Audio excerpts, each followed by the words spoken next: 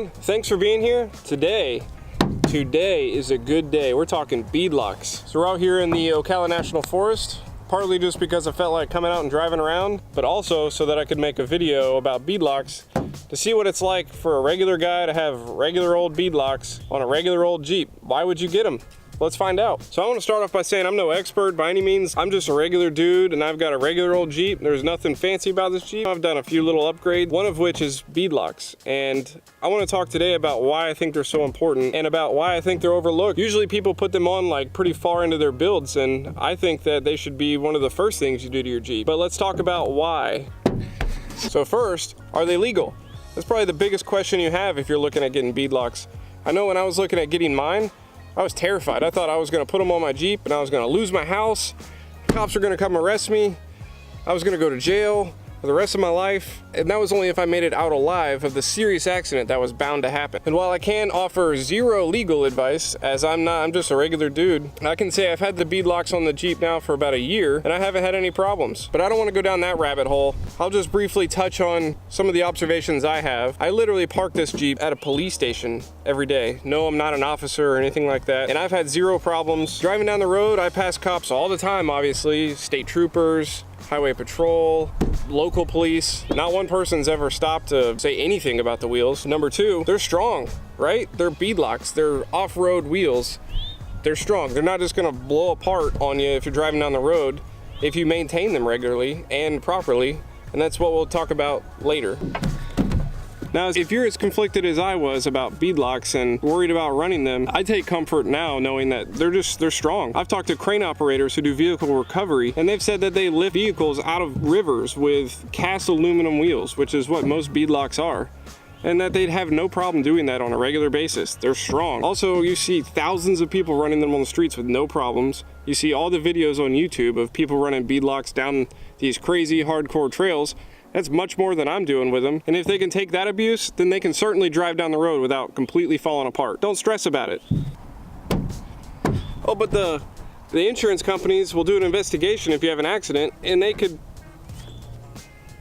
I'm not trying to get stung by a bee. But the insurance companies will come and they'll come arrest you, and they'll find out that since you're running beadlocks and you had an accident, like, you're gonna go to jail. I'll link a website below where it actually specifies that DOT beadlocks still aren't really up to regulation. All right, that's already way more than I wanted to go into the whole legalities of beadlocks. I wanna talk today about why they're so great to have on your Jeep. So the second thing, after probably worried about if they're legal on the road or not, is are they a pain in the butt to maintain? While they do take a little bit of work, and I mean just a little bit of work, it's hard to call it a pain in the butt. It's more like regular maintenance. And if you're into Jeeps and you like tinkering and wrenching on your Jeep, this is nothing. If you have a basic set of tools, a torque wrench that goes down to about 20 foot-pounds, then you can have beadlocks and maintain them, and it takes like 5 minutes to make sure that they're all good. But look at all those bolts. There's so many bolts. Yeah, there's like 26, 28 bolts on each tire, but it only takes you 5 minutes probably to go through and check all the torque on each wheel. And that's it. That's literally all it takes to maintain a beadlock. Just checking torque. It's so simple. Third, and it's kind of related to the last thing, is if they're easy to maintain or not. Am I able to check the torque on my beadlock rings without airing down or jacking up the vehicle so the weight's not on the tire? Personally, in my experience, I've found that I have no difference in having weight and air in the tires to check the torque on the beadlock ring. It's made no difference. I'm gonna do a video on that soon, so make sure you hit that subscribe button so you can be notified when I post that. But I've had the vehicle in the air with no air in the tires, and I've checked the torque on the beadlock ring, and I have found no difference between doing that and having air and weight on the tires. The other thing is, if there's a problem with one of the bolts in the beadlock ring, first, if one completely comes out, it's not like your tire is gonna blow apart. Two, you'll see it starting to get loose. It'll stick out, mounted, or if you've got bolts that are mounted on the outside of the ring, it'd be even easier to see. The recessed ones, you'd be able to see that it's the bolt's coming out of its little recessed hole. And it's super easy. Every time I walk up to the Jeep, I'm looking at it because I like it. So I'm looking at those wheels and I don't see any bolts backing out. If I'm washing the Jeep, obviously you get a better look. So you're constantly able to check just visually. If you don't see any problems, then there's nothing you need to do. So the fourth thing is that they're a really great upgrade. They're amazing to have on the Jeep. It makes such a difference. It's totally worth dealing with checking torque every once in a while. They are so freaking great to have. Like I said, I think it's one of the things that are overlooked in the beginning. I almost think that you should get beadlocks way before you do anything else. I see people running coilovers and all this stuff on regular wheels. When beadlocks, being able to drop that pressure in your tire is one of the oldest tricks in the book when it comes to off-road. People were doing it back in the 40s, running the Rubicon. The first thing you did was you air down the tires. It helps so much. One, for traction, you get a wider footprint, and two, just the ride.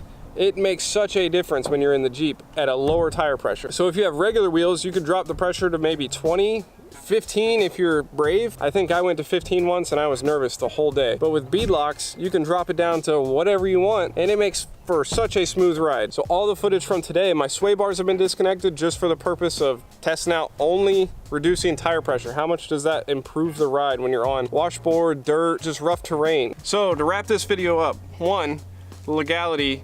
I mean, check with your local and state laws, but I've had no issues, and thousands and thousands and thousands of people run these things every single day on the streets with no problem. Two, they aren't hard to maintain.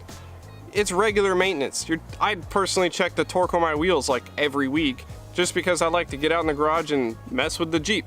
So that's one of the things that I do, and I just check the torque on the beadlock rings at the same time.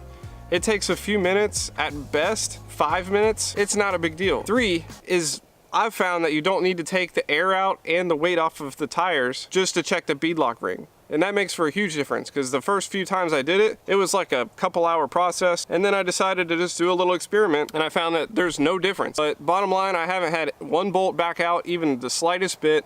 I haven't had anything come loose. I've had zero issues in 1 year. But the most important thing, the reason you get beadlocks is so that they help.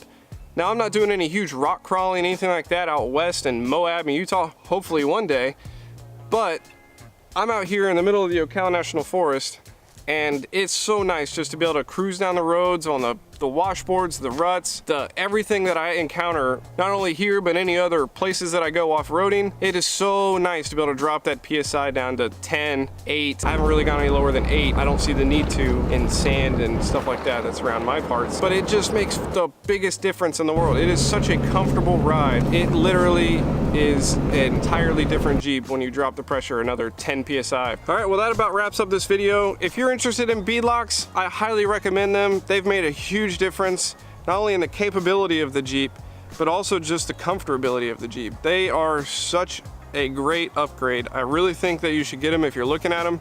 I think people should run them a lot sooner than they do in their builds, but they've made such a big difference. There's not that many things you can do to your Jeep that make such a big difference off-road as far as comfortability goes.